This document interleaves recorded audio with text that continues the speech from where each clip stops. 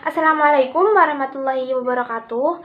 Perkenalkan, kami dari kelompok 10 Studi Kelayakan Bisnis akan mempresentasikan sebuah materi, yaitu konsep cash flow. Nah, sebelum berlanjut ke materi, izinkan saya untuk memperkenalkan anggota dari kelompok 10 terlebih dahulu. Yang pertama yaitu Devi Wahyu Putri Anjarsari, yaitu dengan NIM 12. Kemudian yang kedua saya, Ella Mutiatin Zakia dengan NIM 69 dan Zaki Anwar Karim dengan NIM 90. Untuk pokok bahasan yang pertama yaitu adalah identifikasi biaya yang meliputi rencana kebutuhan dana investasi, modal kerja, dan juga rencana pembiayaan proyek. Nah, untuk yang selanjutnya yaitu rencana kebutuhan dana atau biaya investasi yang dibagi menjadi dua, yaitu biaya langsung dan biaya tidak langsung. Biaya langsung itu merupakan biaya yang dibebankan secara langsung kepada objek biaya atau kepada produk. Kemudian biaya tidak langsung itu merupakan biaya yang sulit dapat dihubungkan dan dibebankan secara langsung dengan unit produksi atau secara akurat ditelusuri ke objek biaya. Lalu yang kedua yaitu modal kerja. Modal kerja adalah keseluruhan dari aktiva lancar yang dimiliki oleh sebuah perusahaan atau dapat dimaksudkan sebagai dana yang harus tersedia untuk membiayai operasional perusahaan secara sehari-hari. Kemudian yang terakhir yaitu rencana pembiayaan proyek. Nah, salah satu karakter dari proyek itu adalah menyerap biaya investasi yang relatif besar untuk mendapatkan pendanaan proyek tersebut. Nah, pembahasan selanjutnya yaitu mengenai manfaat dari arus kas. Nah, yang pertama adalah untuk mengetahui kemampuan dari perusahaan. Dengan begitu, perusahaan itu akan memiliki gambaran mengenai seberapa jauh perusahaan tersebut itu berkembang, serta seberapa banyak kas yang dimiliki oleh perusahaan tersebut. Kemudian manfaat yang kedua adalah untuk mengetahui kemajuan operasional perusahaan. Nah, perusahaan itu dapat memiliki gambaran mengenai seberapa bagus perusahaan tersebut dalam menjalankan operasionalnya. Selanjutnya yang ketiga adalah untuk mengetahui keuntungan dari perusahaan. Nah, semua perusahaan maupun itu badan usaha pasti berjalan dengan harapan untuk mendapatkan keuntungan dengan presentasi yang berbeda-beda.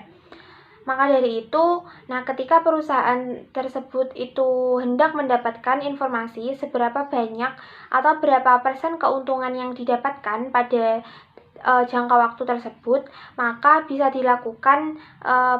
diketahui melalui arus kas. Kemudian manfaat yang terakhir adalah mengambil keputusan dari perusahaan.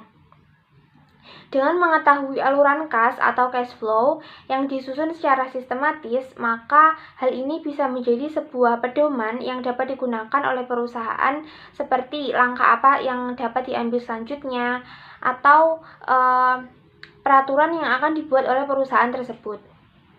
Baik, selanjutnya mengenai kebutuhan dana. Kebutuhan dana ini merupakan ketersediaannya dana bagi pelaksanaan kegiatan perusahaan, khususnya yang berhubungan dengan lancarnya suatu proses produksi dana atau modal bersama-sama dengan faktor produksi lainnya. Untuk pengalokasian dana agar lebih efektif dan efisien terbagi menjadi 3 tahapan, yaitu yang pertama, berapa jumlah dana yang mencakup kebutuhan perusahaan. Kedua, dari mana kebutuhan dana yang mencukupi tersebut. Ketiga, bagaimana cara memenuhinya. Lalu untuk cara pemenuhan kebutuhan dana ini ada beberapa hal yang penting, yaitu pertama, pengelompokan aktiva tetap. Yang kedua, dilihat dari likuiditas, solvabilitas maupun rentabilitas perusahaan.